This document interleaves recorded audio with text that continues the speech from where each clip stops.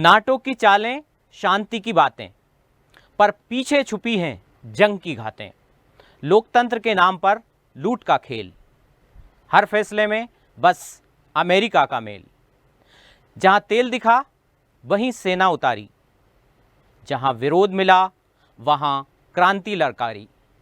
कभी मानव अधिकार, कभी आतंक की पुकार, पर असल में चाहत दुनिया पर अधिकार।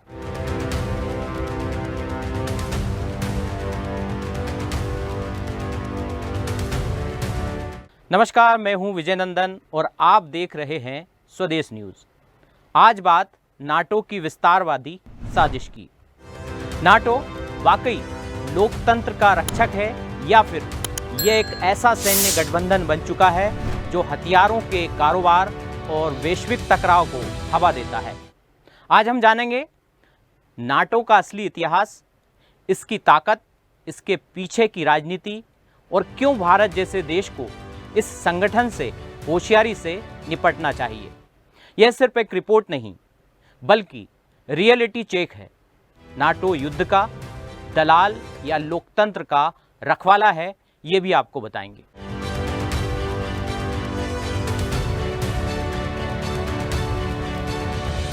आज दुनिया तीसरे विश्व युद्ध की दहलीज पर खड़ी है और इसकी सबसे बड़ी वजह बन रहा है नाटो का विस्तारवाद।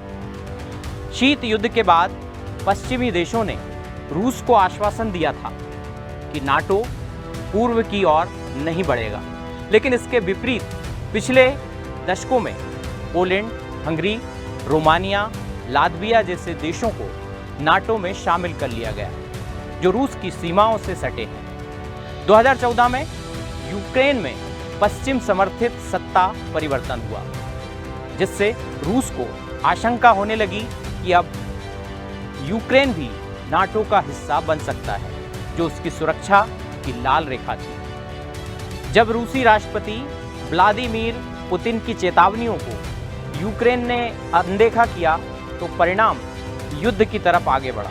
फरवरी 2022 में रूस ने यूक्रेन पर हमला कर दिया। यह युद्ध पिछले 39 महीनों से चल रहा है।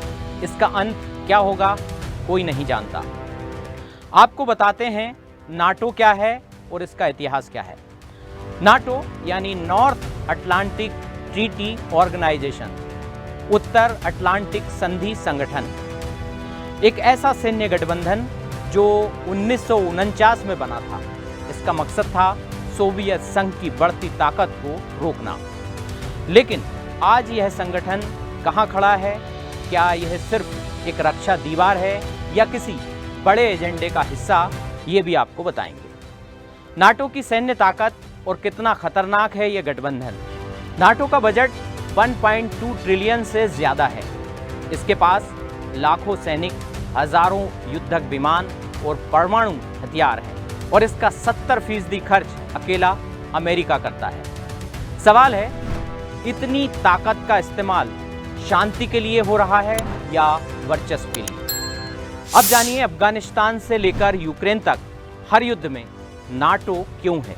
अफगानिस्तान में 20 साल का युद्ध, इराक में WMD के नाम पर हमला, लीबिया में सत्ता परिवर्तन और अब यूक्रेन में सीधे टकराव की स्थिति। हर जगह नाटो की मौजूदगी है। लेकिन क्या ये हस्तक्षेप वाजिब थे या फिर सिर्फ वैश्विक नियंत्रण की कोशिश? कौन चलाता है नाटो? आधिकारिक रूप से नाटो में सभी देश बराबर हैं, लेकिन असल में अमेरिका इसका चेहरा और मस्तिष्क दोनों हैं। हर बड़ा निर्णय वॉशिंगटन से तय होता है। सुप्रीम कमांडर यूरोप हमेशा अमेरिकी जनरल ही होता है। हथियार कंपनियों का खेल, नाटो के पीछे का ये खेल है। रेथियॉन, बोइंग, लॉकहीड मार्टिन जैसी कंपनियों को हर युद्ध में भारी मुनाफा होता है। क्या नाटो असल में युद्ध को रोकता है या फिर युद्ध का माहौल बनाकर इन कंपनियों के लिए बिजनेस करता है? ये बड़ा सवाल है। भारत नाटो का सदस्य नहीं है, लेकिन हाल के वर्षों में बढ़ती बातचीत, क्वाड जैसी संधियों में सक्रियता और इंडो पैसिफिक रणनीतियों में भागीदारी हमें धीरे धीरे इस सैन्य गठबंधन की परिधि में खींच रही है। अमेरिका भारत को चीन के खिलाफ एक मोहरे की तरह इस्तेमाल करना चाहता है। ऐसे में भारत को यह सोचना होगा कि क्या हम रणनीतिक रूप से स्वतंत्र रह सकते हैं या फिर एक प्रॉक्सी एलाय बनकर रह जाएंगे। नाटो की असली पहचान एक सैन्य गठबंधन से ज्यादा एक राजनीतिक और आर्थिक उपकरण बन चुकी है, जहां लोकतंत्र की बातें तो होती है लेकिन जमीन पर युद्ध और वर्चस्व की नीति लागू होती है। भारत जैसे विकासशील और रणनीतिक रूप से स्वतंत्र देश को इस गठबंधन से दूरी बनाए रखनी चाहिए या कम से कम अपनी विदेश नीति में अमेरिका की छाया से बचते हुए संतुलन की चतुराई दिखानी चाहिए, क्योंकि लोकतंत्र की रक्षा बम और बंदूकों से नहीं बल्कि न्याय, संवाद, संभाव से होती है और यह काम नाटो जैसे गठबंधन शायद ही कभी कर पाएंगे। ये वीडियो आपको पसंद आया हो तो लाइक और शेयर करें और हाँ, हमारे चैनल को सब्सक्राइब करना ना भूलें। मुझे दीजिए इजाज़त। नमस्कार।